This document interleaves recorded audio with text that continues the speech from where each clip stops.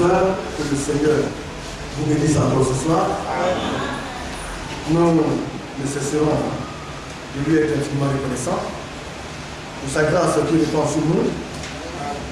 Il est bon pour le croyant d'être toujours reconnaissant. Ce que le Seigneur nous enseigne, le Seigneur fait dire, soyez reconnaissants.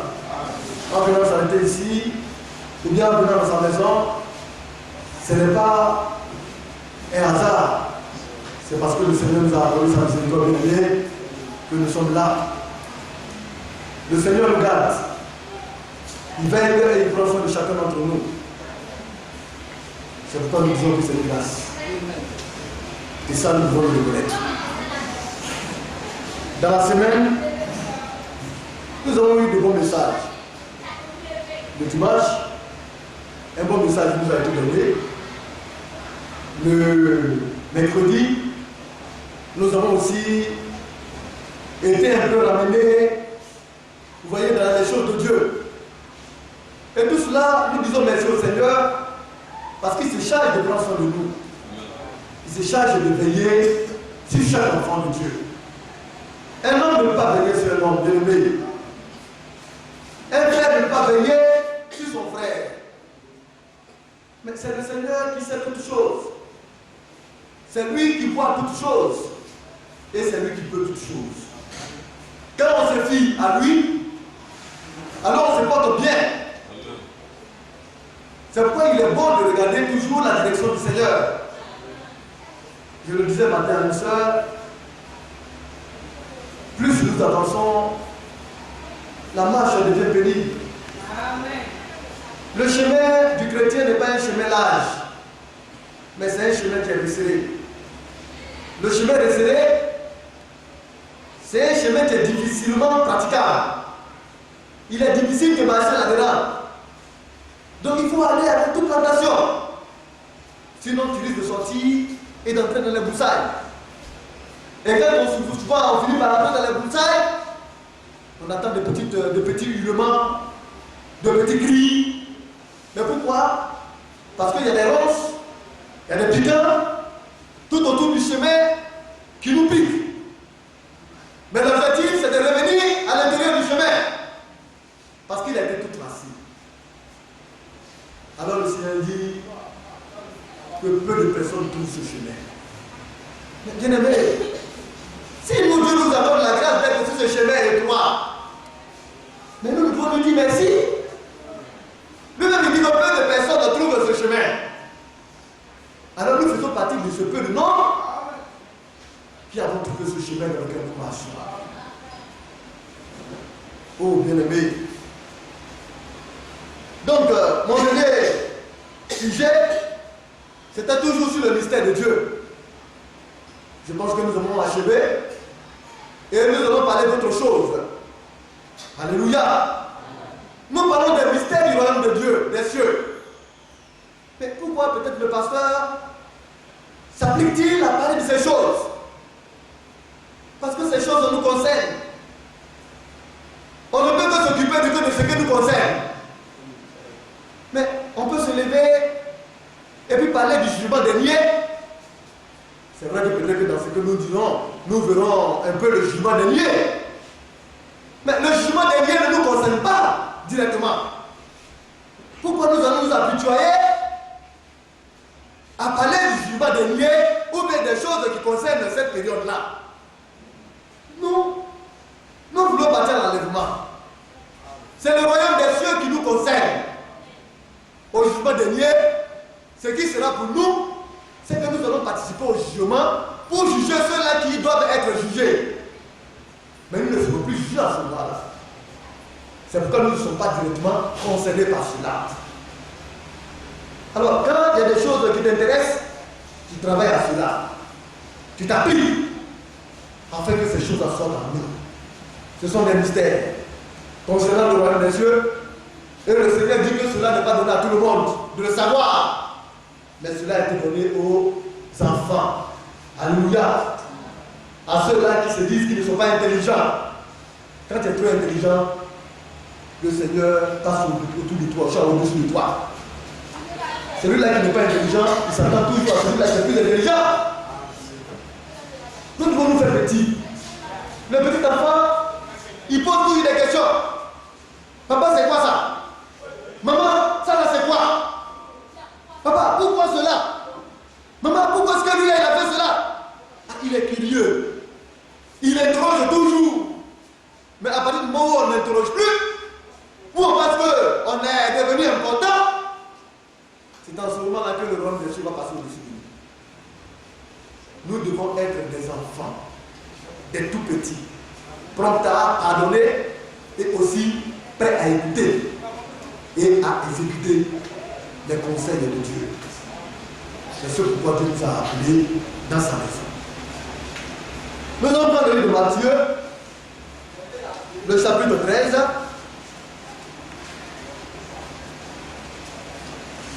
Ce sont des passages que nous lisons souvent. Nous lisons. Quand nous lisons, nous ne prêtons pas attention à cela. Mais quand nous méditons, Dieu nous ouvre l'esprit. Alors on s'écrit, nous disons. Mais Dieu c'est profond. Mais pourtant ça paraît simple au départ. Ah, le royaume des cieux n'est pas frappé de l'état de l'homme. Oh Dieu, que le Seigneur nous vienne en aide. Amen. Nous allons prendre Matthieu 13 à partir du verset 47. Le pasteur du bleu va nous lire.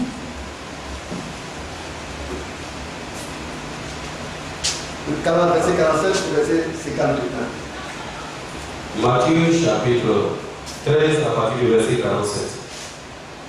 Le royaume des cieux est encore semblable à un filet jeté dans la mer et ramassant des poissons de toute espèce. Le royaume des cieux est semblable à un filet qui a été jeté de la mer et qui ramasse des poissons de toutes sortes d'espèces.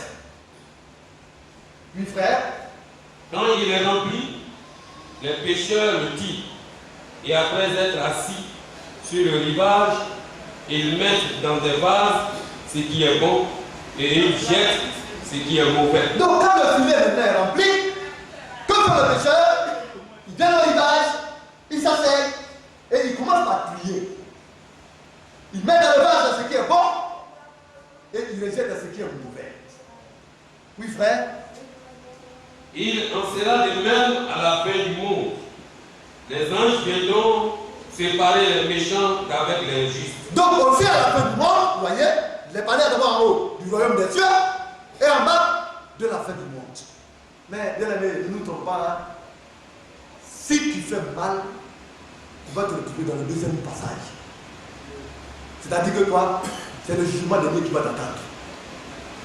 La question de foi, ce n'est pas un jeu. Mais on lit.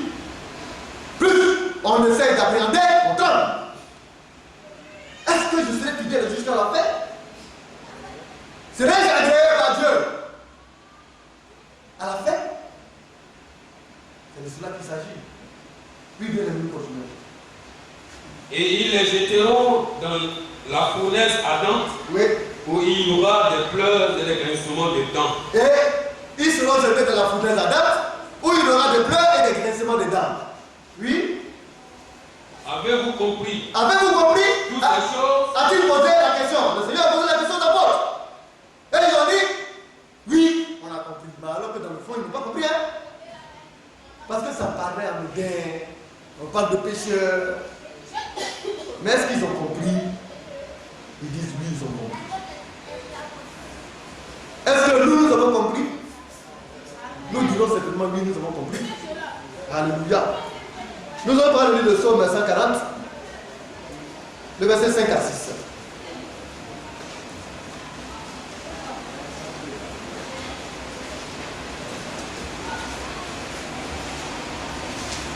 Psaume chapitre 140, le verset 5. Éternel, garantis-moi des mains du pécheur. Alléluia. Les mains du méchant. Verset 5. Éternel, garantis-moi des mains du méchant. Préserve-moi des hommes violents qui méditent de me faire tomber. Des orgueilleux me tendent un piège et des filets. Ils placent des raies le long du chemin. Il me dresse des embûches. Donc, dans l'esprit, le filet, c'est quoi? Dans l'esprit indiqué, le filet est une forme de piège. Alléluia. Mais est-ce que tout piège est mauvais? C'est là que nous allons essayer de voir. Alors il dit ici, Éternel, que retire-moi des mains des méchants, du méchant. Le méchant, c'est celui-là qui ne connaît pas Dieu. C'est celui-là qui ne fonctionne pas selon les règles de Dieu.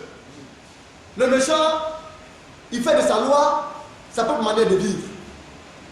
Mais le chrétien, il n'a qu'une seule loi, la parole de Dieu. Il marche selon les règles, selon les prescriptions du Seigneur. Alors, comme le psalmiste, nous devons demander au Seigneur de nous préserver, de nous garantir des mains du méchant. Et nous savons que le méchant, c'est Satan. C'est pourquoi il n'est pas bon de dire à un frère tu es méchant. C'est de faire de lui un fils du diable. Alors si il est un fils de Dieu et que toi tu dis de lui un fils du diable, tu vas contre le Saint-Esprit. Ça rentre dans le cadre du blasphème. Ça veut dire que Dieu a fait un fils de Dieu. Toi tu viens dire que le Saint-Esprit a fait de lui un fils du diable. C'est pourquoi le chrétien n'insulte pas. Les injures ne sont pas dans la bouche du chrétien. Il doit veiller à faire de sorte que ces choses-là ne soient pas dans sa vie. Il dit, préserve-moi des hommes violents qui méditent de me faire tomber. Des orgueilleux me tendent un piège et des filets. Alors, quand on me tend un piège ou bien des filets, le filet, quand ça tombe sur toi, tu ne peux plus te mouvoir. Tu as englouti. Alléluia. Dans le filet, c'est une forme de piège. Donc nous devons avoir cette page. C'est pour vous rappeler un peu dans le livre de Matthieu. Mais c'est un piège, mais comment? Mais positif. Alléluia. Dans le livre de Matthieu qu'on a lu, c'est un bon piège. Mais ici, c'est un mauvais piège. Tout piège n'est pas bon. Alléluia. Mais tout piège n'est pas mauvais. Le piège qui est orienté dans le but de faire du mal, c'est un mauvais piège. Mais un piège qui est orienté dans le but de faire du bien, c'est un bon piège. Alléluia. Quand on va au village, et puis on fait des pièges pour attraper la boutique, on va dire que ça c'est un mauvais piège, très grasse. Il nous fait du bien, parce que la boutique, il finira par passer dans la fosse. Mais quand tu fais un piège dans le but de faire tomber ton frère, ça c'est dangereux, c'est mauvais. Alléluia. Nous allons prendre le livre d'Habakkuk, le chapitre 1, et lire le verset 15 au verset 16.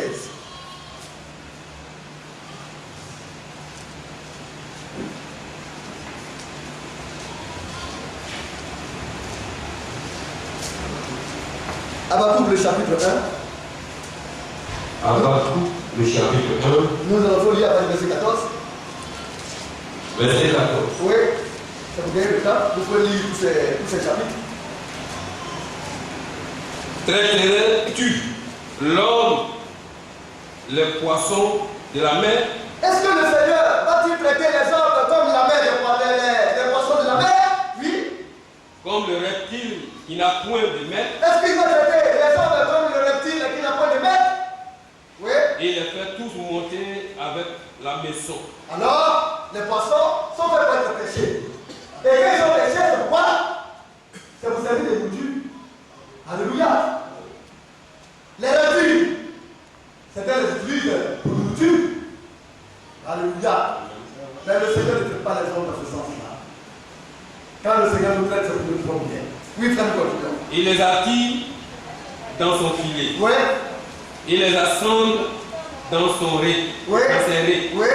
Aussi est-il dans la joie et dans l'allégresse. Donc, ainsi les conquérants, autrefois, attiraient les hommes dans leur filet. Vous voyez? Et ils les assemblaient dans leur ré, dans le piège. Aussi est-il dans la joie et dans l'allégresse. Il est content. Quand les hommes sont ainsi piégés, alors il est dans la joie. Alléluia. Oui, frère, nous continuons. C'est pourquoi il sacrifie à son filet. Oui. Il offre de l'encens à ses raies. Alors, quand où vous allez voir les pécheurs d'autrefois, leur manière de faire c'est cela. Ils sont sans Dieu. Ils ne savent pas même pas qu'un poisson qui a été gagné, c'est la grâce de Dieu. Mais eux, ils se disent que c'est leur filet qui a fait qu'ils ont gagné le poisson. Alors qu'est-ce qu'ils font? Ils peuvent prendre un animal et le sacrifier à leur filet parce que leur filet leur donne à manger. Ils sacrifient à leur lait, à leur pied parce que cela leur donne à manger. L'homme ne se soucie que de ce qui convient à son âme. Quand tu lui fais du bien, tu deviens son Dieu. Alléluia. Quand tu lui fais du mal, tu deviens son ennemi. Mais il faut avoir du discernement. Nous avons un Dieu qui n'est pas fait de méthode. Oui, frère, nous continuons. Il offre de la sang à ses reins, Oui. car par eux sa portion est grasse et sa nourriture succulente. Alors, à cause de son ventre, à cause de sa portion grasse, alors il fait des sacrifices, il offre de l'encens, il adore, comme on le dit, ses filets, il adore ses reins. On dit que les filets, autrefois, vous voyez, les filets sont des pièges que le Seigneur, vous voyez, nous permet d'utiliser pour pouvoir attraper peut-être du poisson et d'autres choses. Alléluia. Nous allons prendre le livre de Luc, Luc chapitre 5. Et nous allons voir cette histoire. Mais, oui, nous allons prendre Luc d'abord. Luc chapitre 5. Nous allons lire avec le verset 1 au verset 11. Nous allons lire avec le verset 1. Oui. Faites attention un peu. Je lis. Chapitre 5. Comme Jésus se trouvait auprès du lac de Génézareth et que la foule se pressait autour de lui pour entendre la parole de Dieu. C'est ce qui s'est passé autrefois. Avec le Seigneur, c'était écouter la parole de Dieu. D'autres le suivaient parce qu'ils avaient faim. D'autres, par contre, le suivaient parce qu'ils cherchaient la guérison. Mais il est bon d'écouter les choses éternelles. Quand on suit Jésus pour écouter la parole de Dieu, il n'y a rien de tel. Alléluia. Alors cette foule-là suivait Jésus pour entendre la parole de Dieu. Il vit au bord de lac deux barques, d'où les pêcheurs étaient descendus pour laver leur filet. Donc, quand il est arrivé au bord du lac, il a vu deux barques. Les pêcheurs sont partis travailler pendant la nuit. Ils sont fatigués. Vous voyez, les pêcheurs qui ne savent pas, qui ne connaissent pas Dieu, eux, ils sacrifient à leur filet. Ils ne comptent que sur leur filet. Mais le filet n'a rien donné. Qu'est-ce qui se passe? C'est-à-dire que leur Dieu a mal travaillé. En toutes choses, le chrétien doit regarder à Dieu. Au vrai Dieu. Amen. Alléluia. Amen. Mais ceux-là, ils sont partis. Ils ont pêché pendant toute la nuit. Ils n'ont rien eu. Ils sont rentrés bedou. Mais le travail de la mer, demandez à ta. Ce n'est pas un travail facile. Hein? Ce sont des vagues.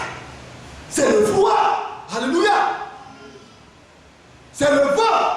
Des conditions climatiques pénibles et difficiles. Mais des pécheurs, ils restent la vie. Alléluia. Alors, c'est ainsi que ces pécheurs-là sont allés et ils n'ont rien trouvé. Alors quand ils viennent comme cela, ils sont tout tristes et tout malheureux. Le verset 3. Il monta dans l'une de ces barques qui était à Simon, notre frère Simon Pierre, n'est-ce pas? Et il pria de s'éloigner un peu de terre, puis s'assit, et de la barque, il enseignait la foule. Regardez le Seigneur même de sa manière de faire. C'était le maître, le chef. Celui-là qui nous a enseigné la parole. N'est-ce pas? Mais ici, avant de faire cela, il a prié Pierre. Il lui a demandé avec la prière. Le Seigneur était respectueux. Il fallait que nous soyons respectueux. Mais qui est Pierre? Un pauvre pécheur. Mais le Seigneur l'a prié. C'est parce que tu es au-dessus de ton frère que tu dois le minimiser. Ou bien que tu dois le dévaloriser. Il faut le considérer tel qu'il est. Il faut le prendre tel que Dieu l'a créé. Alléluia. Alors le Seigneur a prié Pierre. Mais nous allons voir aussi, mais pourquoi? Mais en ce moment-là, quand vous allez voir Pierre n'était pas encore disciple de Jésus-Christ. Donc nous allons lire une série de passages dans le livre de Matthieu, Matthieu chapitre 4.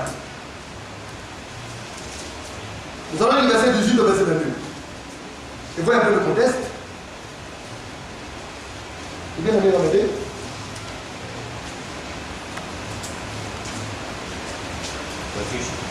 Chapitre 4. Après verset 18. Amen. Amen. Comme il marchait le long de la mer de Galilée, il vit deux frères, Simon, appelé Pierre, et André, son frère, qui jetaient un filet dans la mer, car il était pécheur. Donc Simon et André étaient des pécheurs. Alléluia. C'était des pécheurs. Le rôle, c'était d'aller chercher du poisson, c'est de ça qu'ils vivaient. C'était leur vie. Alléluia. Or, les pécheurs travaillent avec les filets, n'est-ce pas? Donc, leur rôle, c'était de piéger les poissons, de les amener sur le rivage, de les battre, de manger, de se nourrir et nourrir aussi les familles. Voilà le travail qu'ils avaient à faire. Un travail difficile de vivre.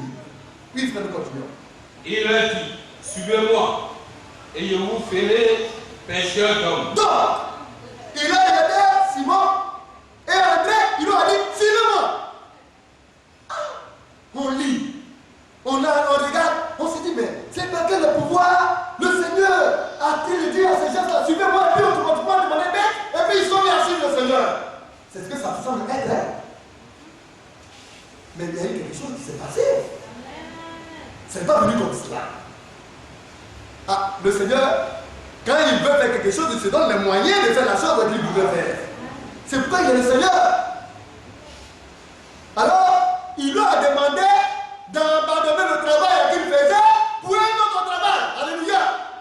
Au lieu de piéger des poissons pour se nourrir, ils vont maintenant aller piéger des hommes pour le royaume des cieux. Ils vont les pêcher. Donc, les pêcheurs de poissons, ils vont devenir des pêcheurs d'hommes. Alléluia. Amener les hommes maintenant, vous voyez, à être, vous voyez, pris dans le but de les préparer pour le Seigneur de Dieu.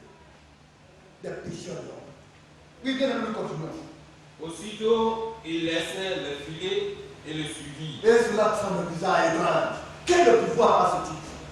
Mais comment est-ce possible? Mais quelque chose s'est passé, vous allez voir tout à l'heure. Oui, frère. De là, étant allé plus loin, Oui. il vit deux autres frères. Alors, en marchant, étant arrivé un peu plus loin, il a vu d'autres frères, deux autres frères. Oui. Jacques, fils de Zébédée, Oui. et Jean, son frère, qui étaient dans une barque avec Zébédée, leur père, et qui réparait leur filet. Il les appela, et aussitôt il laissait la barque, et leur père, et le suivit. Donc, voilà le premier témoignage. Nous allons prendre le livre de Marc 1. Nous allons voir le contexte. Alléluia. Marc, le chapitre 1.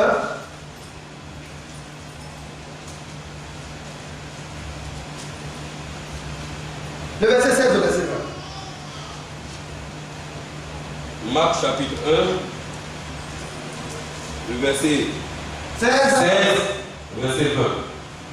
Comme il passait le long de la mer de Galilée, il vit Simon et André, frères de Simon, qui jetaient un filet dans la mer, car ils étaient pêcheurs. Donc ils étaient pécheurs. Voilà le témoignage de Marc. Oui. Jésus leur dit, suivez-moi, Alors Jésus leur a dit, suivez-moi. Oui. et je vous ferai pêcheurs d'hommes. Alors vous avez changé de métier, j'ai fait de vous des pécheurs d'hommes. Oui. Aussitôt, il laissait leur filet et le suivit. Étant allé un peu plus loin, il vit Jacques, fils de Zébédée, et Jean, son frère, qui lui aussi était dans une barque et réparait leur filet. Aussitôt, il les appela, et laissant leur père Zébédée dans la barque avec les ouvriers, il les suivit. Donc on voit que c'est à peu près le même récit, n'est-ce pas? Nous allons prendre le livre de Jean, chapitre 1.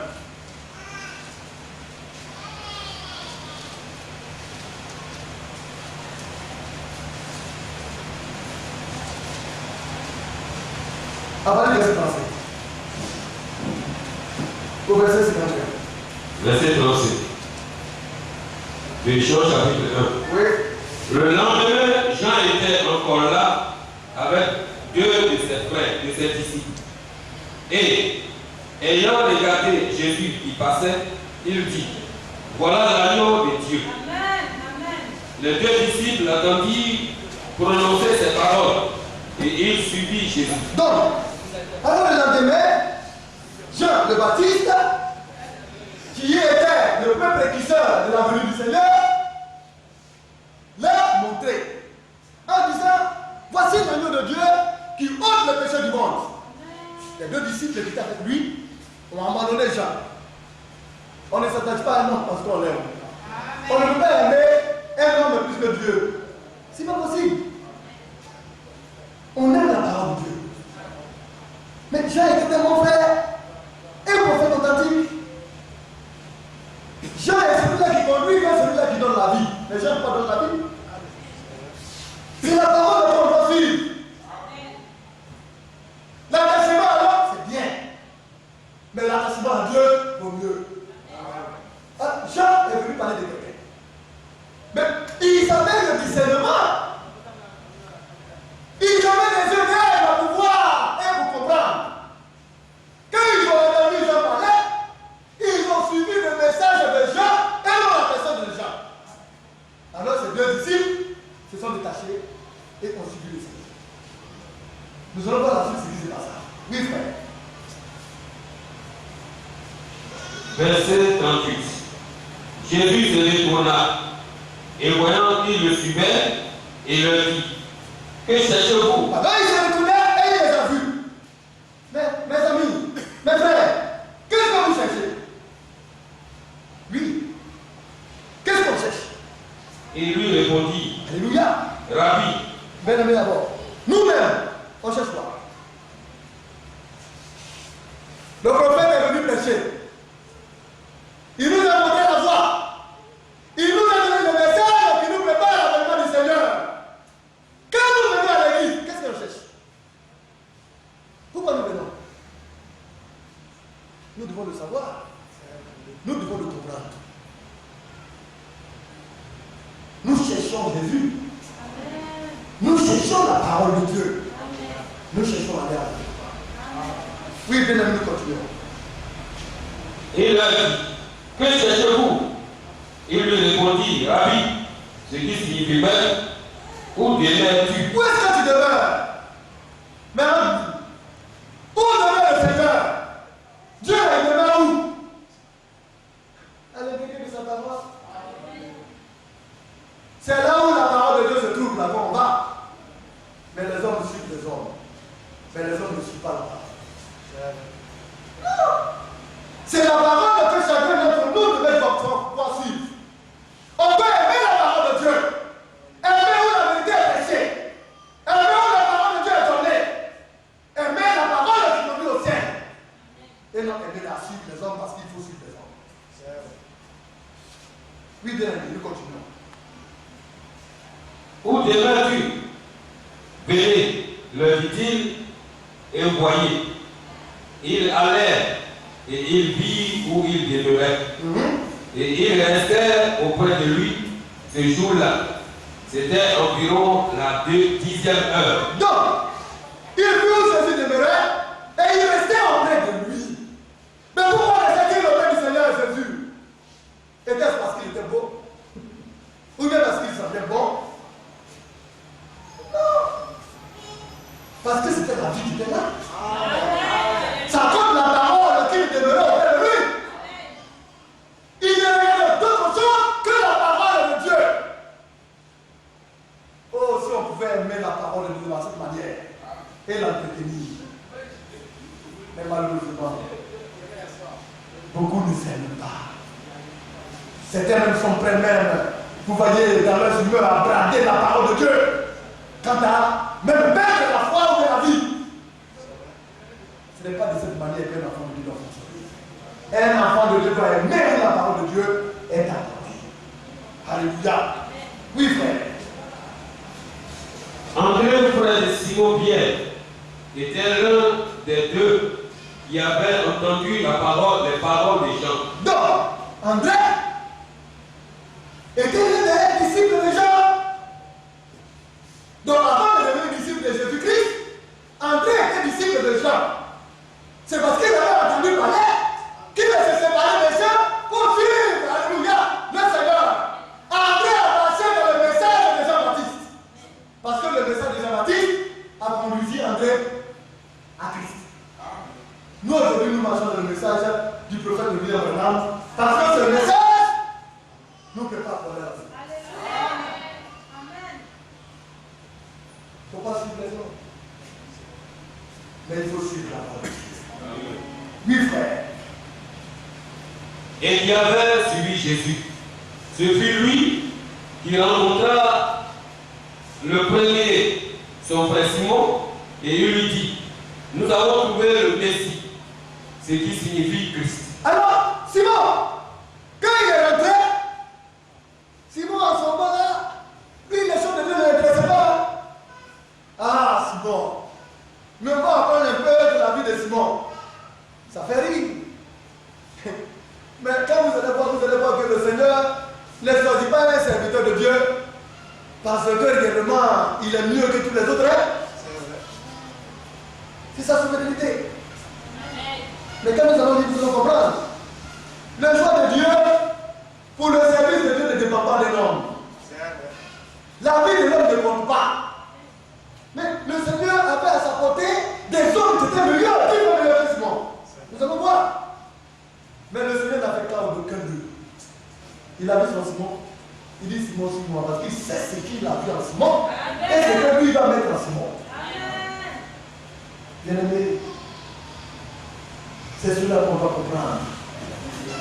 Si on pouvait s'abandonner entre les mains du Seigneur et laisser le Seigneur lui-même faire son travail lui est compréhensible, alors nous allons avoir de bons résultats. Mais lorsque nous voulons nous substituer au Seigneur, ça devient pénible et difficile. Et pour finir maintenant, c'est la catastrophe. Oui, bien aimé, nous continuons.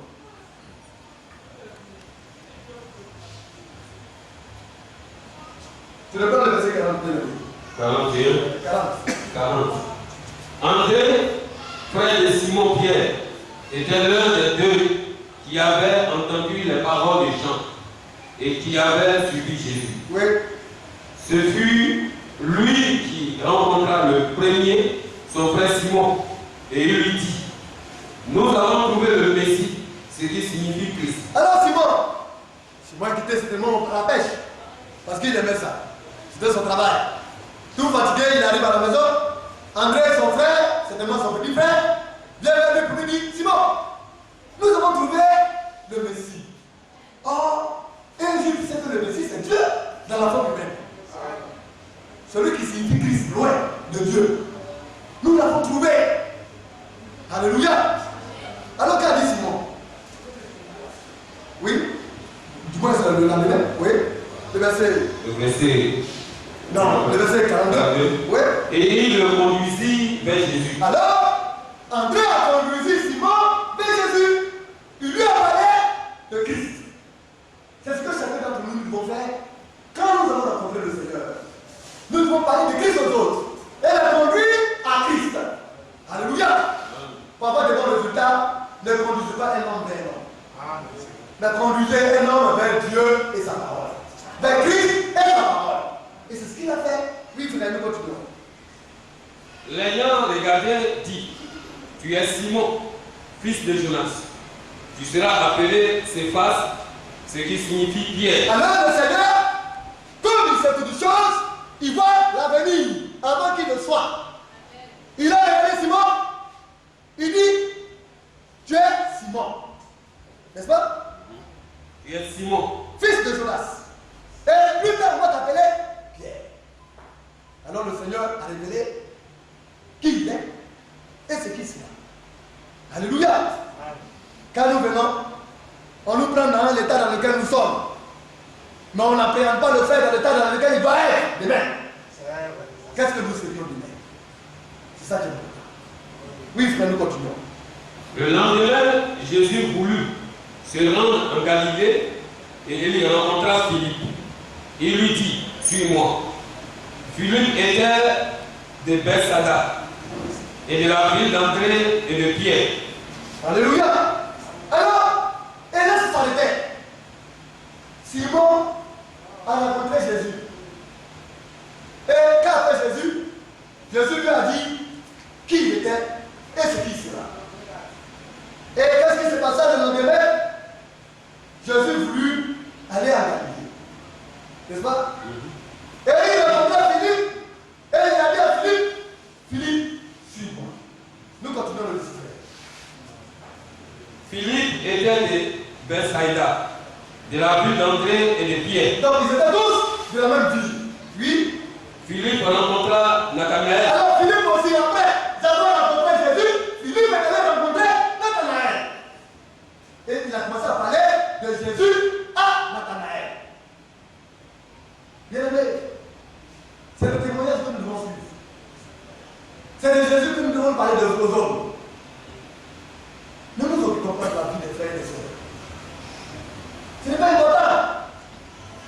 Lui, il est ceci. Lui, il est cela. Non, parlez de Jésus. Les serviteurs de Dieu, les disciples n'ont parlé que de Jésus aux hommes. Nous avons rencontré le Seigneur. Est-ce que tu as vu? Tu as vu ce qu'il a fait pour moi? Moi, j'ai rencontré. Je voudrais que tu ailles le rencontrer. Parlons de Jésus aux hommes et amenez-les aussi à rencontrer le Seigneur. C'est ce que nous devons faire. Parce que l'homme ne peut rien faire pour son frère. Mais Jésus, quand tu le rencontres, il fait quelque chose de là. Amen. Alléluia. Oui, frère. Philippe rencontra Nathanaël et il lui dit, nous avons trouvé celui de qui Moïse a écrit dans la loi et dont les prophètes ont parlé. Vous voyez, c'est toujours le récit. Quand on va chez les frères, frère, est-ce que tu as appris la nouvelle? On dit que le frère il a fait cela. C'est pas important. Parlons de Dieu. Parlons de la parole. Eux, ils parlaient de Jésus. Ils mettaient Jésus en rapport avec la loi. Ils parlaient des prophètes. Ils mettaient les prophètes en rapport avec Jésus. Alors, quand il a rencontré Nathanaël, ah, Nathanaël, est-ce que tu as appris ce que j'ai vu? Celui dont Moïse a parlé autrefois, je l'ai rencontré. Le Messie dont on parle. Je veux que toi tu viennes aussi pour voir. Oui, frère. Qui Moïse a écrit dans la loi et dont les prophètes ont parlé. Jésus de Nazareth, fils de Joseph. Oui. Nathanaël lui dit, peux-tu venir de Nazareth quelque chose de bon? Nazareth là, un coin de brigands, un coin des hommes dangereux. Toi tu penses que quelque chose de bon peut venir là-bas? C'était les écritures. C'était les prophètes. Alléluia. Philippe n'a fait que citer les écritures. Il a fait que mettre en rapport Nathanaël et les écritures. La loi de Moïse et les dits des prophètes. Même quand même qu'il a vu que au campement peut-être qu'on vient dans un endroit rideau, c'est dangereux, mais de là-bas quelque chose de bon peut sortir. Quelque chose de heureux et de glorieux peut sortir. Ce n'est pas dans les bons quartiers des hommes que toujours les bons se sortent. Souvent même les bandits et les brigands se trouvent dans les bons quartiers. Alors de Nazareth, le Seigneur va montrer que quelque chose de bon peut sortir. Alléluia. Mais pourtant celui qui parlait, c'est un bon frère. C'est un bon monsieur. Vous devez voir le témoignage que Jésus-Christ parle de lui. Oui, frère. Philippe. Alléluia. Amen. Philippe lui répondit, viens et vois. Nathanaël, tout parler là, c'est trop compliqué. Parce que laissez-moi comment je vais t'expliquer, parce que je n'ai même pas le droit pour t'expliquer. Toi, il faut te lire, et puis tu vas voir. Bien aimé, comprenons cela. Quand on amène les hommes vers Jésus, on n'est jamais déçu.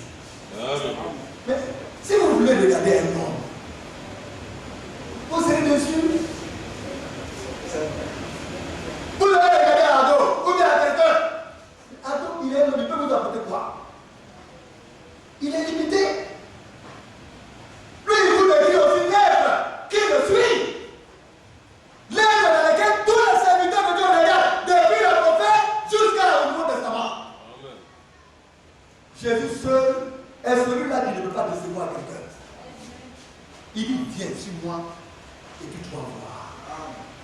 Quand vous venez suivre Ado, Ado va vous conduire vers Jésus. Je n'ai jamais prêché quelqu'un d'autre que Jésus-Christ.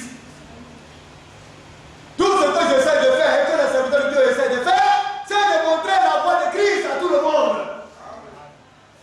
Parce qu'avec lui, Ado est sûr d'y arriver. Les serviteurs de Dieu sont sûrs de parvenir au bon, à bon port. Viens et vois. Alléluia. Oui, frère, nous continuons. Viens et vois. Jésus, voyant venir à lui Nathanaël, dit de lui, voici vraiment un Israélite, dans lequel il n'y a point de fraude. Donc, il a vu Nathanaël, et quand il a vu venir, depuis que Nathanaël est né, Jésus a regardé ses parents. Alléluia. Ses arrière-grands-pères. Depuis Abraham, jusqu'au jour où il a vu, Jésus a sondé sa racine. Il dit c'est un vrai Israélite. Il n'y a pas de flou dans lui. C'est un puissant. Mais qui peut faire ça? Nous on voit tout ce qu'on voit. Mon frère Animel il est là, moi je le regarde là. Bon, ça s'arrête là. Si Jésus nous prend le pouvoir, c'est qui est Animel, moi c'est Animel, je vois et puis c'est tout. Mais lui, il voit dans les règnes Animel. Si Animel doit faire 2 petits garçons ou bien 5, 2 garçons ou bien 3 filles avec la sœur Victoire, Jésus lui déjà il voit tout ça. Il sait. Notre Jésus sait toutes choses. Amen. Pourquoi ne pas nous abandonner dans cette terre? Il est mieux placé pour nous garantir une vie meilleure. Parce qu'il sait tout. Il nous connaît dans notre fonctionnement. Oui, tu peux te cacher vis-à-vis d'un frère. Mais au lieu de Jésus, tu peux te cacher, donc tu es obligé de lui dire, Seigneur, donc tu sais que là, ça ne va pas, donc aide-moi. Parce qu'on ne peut pas cacher. C'est pourquoi c'est bon d'être en Jésus et de le suivre. Oui, bien aimé.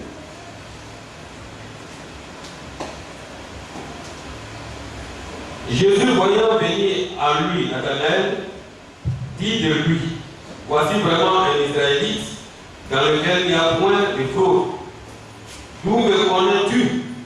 Lui dit Nathanaël. Alors Nathanaël, vous voyez, il a oublié qu'il a dit qu'à Nazareth, il y avait des gens qui sont là-bas, il a oublié. Et l'homme, il est comme ça. Il agit. Et puis après, il oublie. Mais bien aimé, est-ce que Jésus a tenu compte de ça? Jésus lui regarde à ce qui est. Et ce que tu vas être. L'homme lui regarde à ce qui est passé. Et aujourd'hui, oublions ce qui est passé. Fonctionnons comme Jésus fonctionne. Et regardons le bon côté du frère et de la sœur. Et regardons à ce qu'il fait de bien aujourd'hui et ce qui sera demain. C'est comme ça que le Seigneur fonctionnait. Oui, frère. D'où me connais-tu? Lui dit Nathanaël. Oui. Jésus lui répondit. Alors Jésus lui répond seulement oui. Avant que Philippe t'appelle. Avant que Philippe lui ne t'appelle. Quand tu étais sous le figuier. Donc sous le figuier, le vent qui te soufflait là. Oui, il était là. Alléluia. Il voyait tout ce qu'il faisait. Il faut te cacher. Il faut parler. Il faut vivre mal. Il faut te comporter mal. Il faut te cacher pour faire toutes tes manières bizarres de faire. Lui, il te voit. Rien n'est caché aujourd'hui. Quand tu sais ça, tu ne peux pas sûrement pour ta vie. Mais tu ne peux pas être hypocrite. Tu sais qu'aux yeux d'un frère ou d'une soeur, tu peux te cacher. Mais aux yeux de Jésus, tout est dévoilé. Ça fait quoi? Seulement, si tu es honnête avec toi-même, par exemple, on se prend quelqu'un, il fait un sourire, un rire. Il faut dire, je sais que tu m'as attrapé. Il faut faire ce rire et puis il faut dire, aide-moi. Et puis lui va t'aider. Parce qu'il est là pour nous aider. Oui, frère. Alléluia. Nathanaël répondit et lui dit, Rabbi, tu es le Fils de Dieu. Tu es le roi d'Israël. Alors quand il a vu, il dit Rabbi. Tu es le Fils de Dieu, tu es le roi d'Israël. Donc il a fallu que ces choses-là se passent pour qu'il soit convaincu Ça, c'est son témoignage. Chacun d'entre nous a son témoignage. La manière dont je suis venu dans le Seigneur, ce n'est pas de cette manière. X ou bien Y est venu dans le Seigneur. Chacun a son témoignage. Comment il a cru? Chacun a son témoignage. Jésus a agi d'une manière pour amener chacun à croire. La manière dont vous voyez André est venu, ce n'est pas de la même manière que Philippe est venu. La manière dont Philippe est venu, ce n'est pas de la même manière que Simon est venu. Chacun a son histoire et chacun a son appel au chemin de Dieu. Oui, bien aimé. Verset 50. Oui. Jésus lui répondit, parce que je t'ai dit que je t'ai vu sous le figuier, Oui. tu crois, tu verras de plus grandes choses que celles-ci. Oui. Et il lui dit, en vérité, oui. vous verrez désormais le ciel ouvert. Alors vous allez voir le ciel s'ouvrir, oui. Et les anges de Dieu monter et descendre. Et les anges vont monter et descendre Au-dessus du Fils de l'homme. Au-dessus du Fils de l'homme. C'est ce que vous allez voir maintenant. Mais bien aimé, quand vous regardez, Nathanaël n'a pas été appelé par les époux. C'est étrange. Mais pourtant, un grand témoignage a été dans le livre. N'est-ce pas? C'est étrange. Dieu est souverain. Il appelle qui veut, où il veut, et quand il veut. Mais quand Dieu t'appelle réellement, ce qui est intéressant, à moins que tu ne sois du diable, il te conduit jusqu'à bon port. C'est pourquoi quand il appelait, il dit qu'il ne plaît plus aucun d'eux, sinon le fils de la bénédiction. Il parlait de Judas. Nous allons aller dans le livre de Matthieu, de Luc et de Maurice. C'est cela, Luc 5 rapidement. Et nous allons maintenant le récit de Luc. On va voir comment les pierres ont été appelées. Alléluia. Donc Pierre a rencontré Jésus avant que Jésus ne lui dise 6 mois. Luc 5. Verset 1. Oui, verset 1. Luc chapitre 5, verset 1. Vous allez bien comprendre le récit maintenant. Oui. Comme Jésus se trouvait auprès du lac de Génézareth et que la foule se pressait autour de lui pour entendre la parole de Dieu, il vit au bord du lac 2 barques, d'où les pêcheurs étaient descendus pour laver leurs filets. Il monta dans l'une de ces barques qui était à Simon, et il le pria de s'éloigner un peu de terre. Donc, il n'était pas encore trop familier à Simon. Alors il lui a adressé une prière. Est-ce que tu peux me permettre d'aller un peu sur l'eau? Jésus qui demande, avec respect, avec une prière. Oui, frère. Oui. Un peu de terre, puis il s'assit. Et de là-bas, il enseignait la foule. Donc les pierres étaient fatiguées. Quand on quitte la pêche, après avoir pagaillé, jeter les filets, ramasser les coquillages et autres, les muscles sont atrophiés. N'est-ce pas? La fatigue se fait sentir. Le sel est collé à la peau. La situation devient douloureuse. Ils sont essoufflés. Dans ça, Jésus dit, pardon. Il faut pousser, maintenant monter et puis poussons un peu sur l'eau. Et puis dans ça encore, il s'est mis à parler de Dieu, à prêcher la parole de Dieu. Les pierres se sont fait humbles. Il faut être souvent humble et simple dans la vie. Parce que si tu n'es pas humble, si tu n'es pas comme un petit enfant, si tu penses que toi tu es orgueilleux et que tu as quelque chose, les bonnes choses de Dieu vont passer au-dessus de toi. Pour que Pierre soit appelé. Parce que s'il était orgueilleux et qu'il avait résisté au Seigneur, on ne pourrait plus parler de Simon Pierre. Il y a des serviteurs de Dieu orgueilleux. C'est pas bon. Parce qu'on n'est rien. Nous ne pouvons pas nous donner une autre opinion. Être humble et simple. Alléluia. Oui, frère, nous continuons.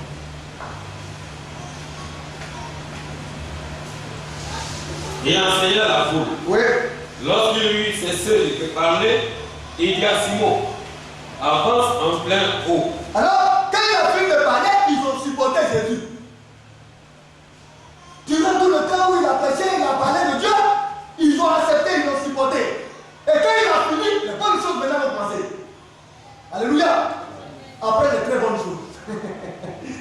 Comprenez-moi. Après les très bonnes choses, parce que la parole de Dieu c'est la très bonne chose. N'est-ce pas? Après les très bonnes choses, les bonnes choses maintenant vont commencer pour les pierres. Il dit, allons-y un peu à l'eau profonde. Eux, ils n'auraient compris. Et les instructions qu'il va donner, vous allez voir. On va finir ça rapidement. Oui. Amen. Amen. Mais il cesse de parler et dit à Simon, avance en pleine eau et jetez vos filets pour pêcher. Simon lui répondit, Maître, nous avons travaillé toute la nuit sans rien prendre, mais sur ta parole, je jetterai le filet. Donc, il dit, jetez maintenant le filet. Vous voyez, d'abord le raisonnement est venu, mais il s'est ressaisi à la fin. Nous devons apprendre à être humbles et à exécuter les ordres de Dieu. Oui. Alors il dit, nous sommes fatigués, nous devons travailler pendant toute la nuit, mais comme tu as parlé, nous devons faire comme tu l'as dit. Oui, frère. L'ayant jeté, il prit une grande quantité de poissons. Oui. Et leur filet se rompait. Il fit signe à leurs compagnons qui étaient dans l'autre part de venir les aider. Il vint et lui remplit les deux barques au point qu'elle enfonçait. Quand il vit cela, Simon-Pierre tomba aux genoux de Jésus et dit, Seigneur, retire-toi de moi, parce que je suis un homme pécheur. Donc, quand il a vu cela, Jésus, il sait toutes choses. C'est lui qui dit et cela est. Il sait qu'à l'instant T, des poissons se trouvent dans un endroit, il dit c'était mon filet. Après le travail, après avoir travaillé longtemps avec, Jésus a attiré les poissons vers eux. Et il leur a dit, prenez maintenant les poissons. Le Dieu que nous adorons, notre Seigneur Jésus, est le Dieu qui sait où se trouve la réussite et le bonheur. C'est lui. Si tu ne suis pas la parole de Dieu, tu n'auras pas la réussite et le bonheur. Viens d'abord de la parole et fais tel qu'il te dira. Alors, les choses se décideront pour toi. Tout simplement. Alléluia. Mais vous allez voir, les leçons qui sont tirées là-dedans, nous allons y revenir. C'est qu'on peut aller pécher sans Dieu. Et quand souvent on va pécher sans Dieu, on retourne toujours brebis. Mais lorsque Dieu est avec nous, alors on fait le plein. Alléluia. Dans la pêche naturelle, comme dans la pêche spirituelle.